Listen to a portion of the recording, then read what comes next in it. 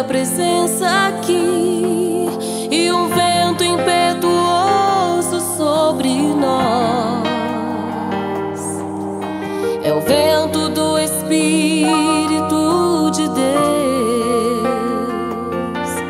que hoje veio consolar os filhos seus.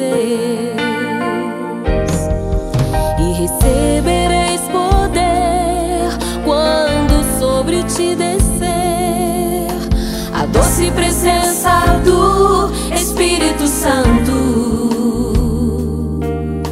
Os ossos secos tornam a viver quando o Espírito de Deus aqui descer. Sopra em mim, vem com o teu vento, Espírito Santo, faz um avivamento.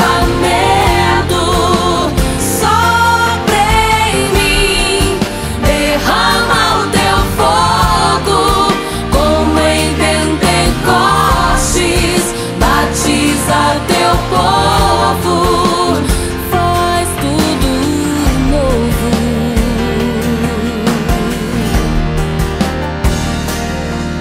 E recebereis poder quando sobre ti